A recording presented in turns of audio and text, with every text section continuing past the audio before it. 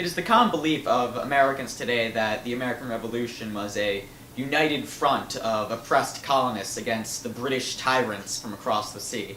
Many believe that the American War of Independence was a unanimous decision amongst the colonial leaders in an effort to start a new country based on Republican ideology. On April 29, 1775, John Dickinson sent a letter to Arthur Lee about the impious war of tyranny against innocence, referring to the recent battles at Lexington and Concord, which upon first glance would appear to confirm the truth of the stereotypical American view on the war for independence. In this letter, Dickinson even goes so far as to refer to the American colonists as united and resolved in their front against Britain. The significance of Dickinson's letter seems apparent to confirm to Arthur Lee that the colonists were innocent victims of the evils of the British Empire. Again, nothing seems unusual, but once one learns more about the author of this letter, contradictions begin to appear. John Dickinson, the same man who referred to the British as tyrants in his letter, also gave a passionate speech against American independence on July 1st, 1776. How could John Dickinson be the patriot that he appears to be in this letter, but only a few months later fight against American independence? What appears to be hypocrisy on the behalf of Dickinson may in fact reflect a much more complex American mindset of the time, far more complicated than the stereotypical innocent Americans versus evil empire mindset. In order to understand the true significance of Dickinson's letter to Arthur Lee, it is vital to first understand who Dickinson was and the position he was in at the time. So here's John Dickinson. He was born in Maryland, 1732, and first studied law in Philadelphia. He continued his studies in the Middle Temple at England. However, Dickinson always found himself a little bit more interested in politics than in law. Dickinson would become one of the leading members of the Philadelphia Bar, and in 1760 was elected to the Assembly of Lower Counties in Delaware. Dickinson's early achievements and political talents would, 2 years later, cause him to be chosen as the representative from Philadelphia to the Pennsylvania legislatures, where he would have the power to fully express his beliefs and reveal his character to the world. Upon the end of the French and Indian War, where we are now, Dickinson and his colleagues would debate the numerous problems that were emerging in the colonies, such as representation, Native Americans on the frontier, and, most importantly in the case of Dickinson, new British taxes and the proprietary system. In the Great Debate of 1764, Dickinson faced off against Benjamin Franklin in a heated argument over the proprietary system. Franklin opposed and Dickinson in favor. Although he recognized the weaknesses of the proprietary system, Dickinson saw more British power in the colonies as a greater threat. The new taxes passed by the British to pay off the war debt, and likely the sense of superiority that the British troops showed they felt to the colonists during the war, caused Dickinson to fear increased British power in North America. While he showed no contempt for the British at the time, it's easy to imagine that Dickinson, one of the first major figures in the colonies to be wary of what the British might be able to do, is also the same author of the letter to Arthur Lee, who so strongly opposed the British. The Stamp Act, the first of the major British acts to cause such a major uproar, was passed a year after the debate of 1764, and you could argue that Dickinson originally did not hate the British, but became the devout patriot that can be seen in this letter after the major uprisings in the colonies took place. To further support this, Dickinson would become one of the members of the Stamp Act Congress, which would oppose this new British tax. As Dickinson stated in his letter, this most unnaturally and inexpressibly cruel war began with the butchery of unarmed Americans at Lexington. This excerpt, in reference to the battles of Lexington, Concord, and the overall start of the American Revolution, clearly casts the British as villains and creates sympathy for the colonists, whether or not Dickinson's claims that the colonists at Lexington were unarmed or not. However, Dickinson's actions at the Stamp Act Congress portray a completely different Dickinson, one more pro-British than the one that we see in his letter to Arthur Lee. In his letter, Dickinson stated, "Freedom or an honorable death are the only objects which our souls are at present employed. In this quote, Dickinson suggests that freedom for the British is worth dying for, implies that the British are tyrants for taking away the freedom of the colonists. By using the word souls, Dickinson emphasizes the magnitude of this British tyranny.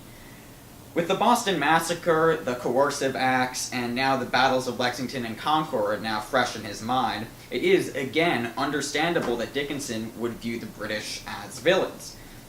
However, in total contrast with this statement, Dickinson had suggested extremely passive members to counter the Stamp Act while being one of its leading members.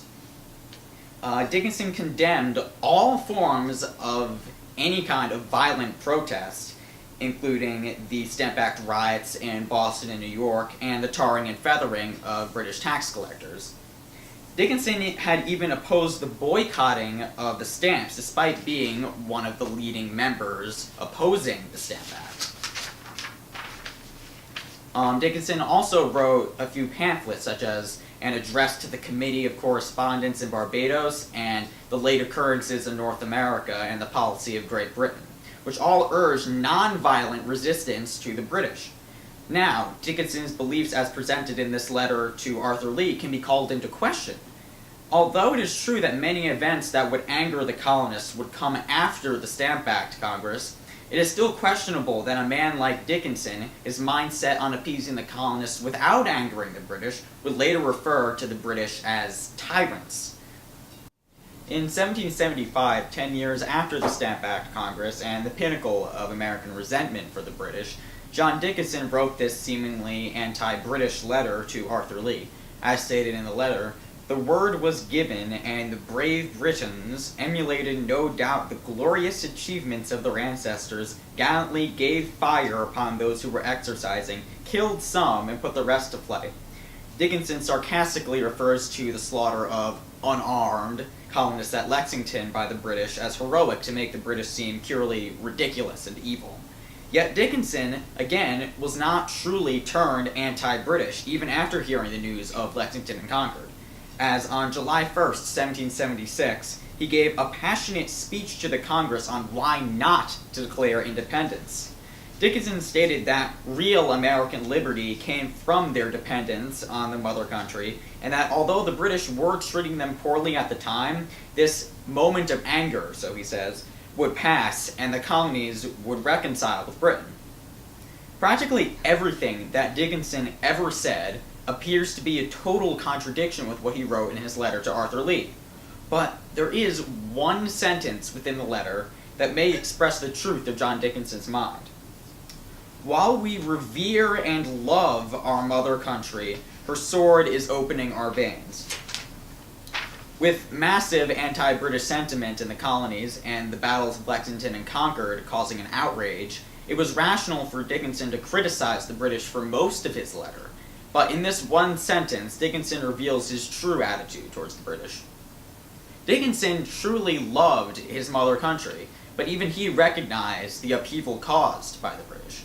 He fought for reconciliation nearly every step of the way towards the Revolution, his speech against independence standing as his final stand. This letter to Arthur Lee, then, was the beginning of Dickinson's acceptance of the inevitable change undergoing in the 13 colonies, as many loyalists and neutral people would have to do. Dickinson always valued the principles of the true English Constitution, but when all efforts of making reconciliation with Britain were ignored by King George III, Dickinson was left with no choice but to come to terms with the new American reality, as the British swords opened the American veins and forced their hands. Dickinson may not have truly believed that the British were tyrants, as he claimed in his letter, but the true message conveyed in the letter was that Dickinson would be willing to support the American cause after all attempts of reconciliation had been made. Dickinson even wrote the Articles of Confederation to support the new country during the War of Independence, confirming his new role as a devout patriot. The Declaration of Independence was not the ideal outcome for Dickinson, as he did care for his mother country of Britain, but he knew that supporting the British further would only delay the inevitable revolution and cause even more strife. John Dickinson's letter to Arthur Lee may have twisted his own personal beliefs on the British, but it also established his willingness to make the best of American independence. The only thing that Dickinson wanted more than reconciliation was an end to the turmoil in the colonies, even if it meant creating a new country. If Dickinson had supported the British, then maybe the British would have won the American Revolution, but then what would stop a second American Revolution, or a third, or a fourth? Dickinson knew that if the revolution was going to happen, it would have to happen then, and with his support, or else it would only delay the inevitable and cause even more violence. So even though it wasn't his ideal outcome, he knew it had to be done.